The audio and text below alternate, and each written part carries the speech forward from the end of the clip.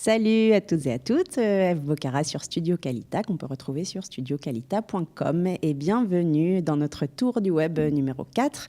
Alors aujourd'hui, pour le second tour des législatives en France, on va s'intéresser aux candidats aux législatives qui ont pas mal agité les réseaux sociaux. Alors les résultats du premier tour de cette 8e circonscription des Français de l'étranger, qui compte, je le rappelle, les Français d'Israël, mais aussi de la Turquie, de Malte, l'Italie et la Grèce. Élections dont sont sortis vainqueurs au premier tour Meir Habib, le député en place, candidat à sa réélection et bien connu des Israéliens, et Florence Drori pour La République en marche. Ce combat a déclenché un tsunami sur les réseaux sociaux franco-israéliens, puisque se sont affrontés avec hargne les partisans des deux candidats. Alors le combat entre Habib et Drori, c'est un peu le combat, comme l'a résumé le blogueur Israël Tavor sur Facebook, entre celui qui mange ultra huileux et celle qui ne mange pas cachère. Je vous laisse méditer cette synthèse. Une autre manière de voir les choses, comme l'ont analysé avec une mauvaise foi assumée nombre de commentateurs, est l'affrontement entre, je cite certains internautes, la communauté des pro-palestiniens anti-sionistes de France contre celle de Gégé la gourmette, Jojo la bagousse, Totor la chaînette et Dédé la dent en or. Là, c'est l'ancienne ambassadeur Harry Avider qui s'exprime.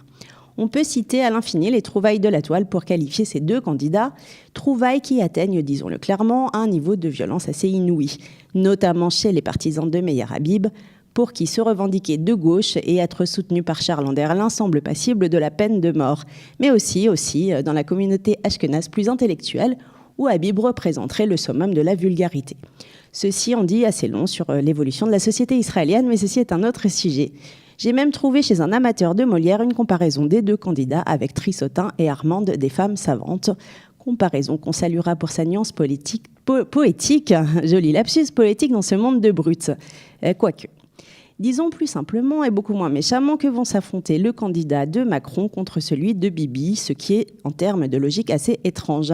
Mais peut-être que ces circonscriptions des Français de l'étranger sont elles-mêmes assez étranges. Bref, vous l'aurez compris, Florence Drori et Meir Habib n'ont pas des partisans qui se ressemblent.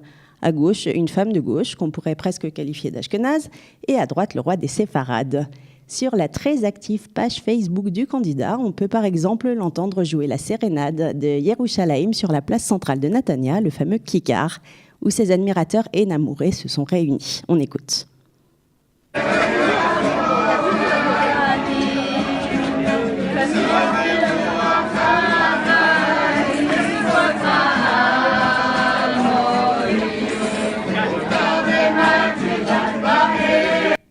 Bon voilà, alors il se présente au Palais Bourbon, pas au Conservatoire, un petit peu d'indulgence s'il vous plaît. Alors on ne va pas s'attarder sur les remarques haineuses des internautes, même s'il y aurait de quoi faire encore longtemps, pour préférer les remarques plus drôles, notamment celle du site de gauche Geopop, qui donne 10 conseils à Meir Habib pour gagner les élections de ce jour. Alors parmi ces conseils, celui de ne pas négliger les électeurs de Grèce et d'Italie, et donc de changer de répertoire à la guitare et d'enregistrer un nouveau clip de campagne avec Zorba le grec et Tiamo. Il lui propose aussi de demander à Bibi de venir chanter en duo avec lui Tiamo dans son nouveau clip de campagne. Et enfin, il lui demande de promettre de ne pas toucher à sa coiffure s'il est réélu. Alors, on se quitte avec le meilleur clip de campagne de tous les temps d'un fan de Meir Habib et on souhaite bonne chance et un peu de calme aux deux candidats. ובאו כולם במטרה אחד להצביע מאיר אביב כי זה באמת חובה ובאו כולם במטרה אחד להצביע מאיר אביב כי זה באמת חובה ובאו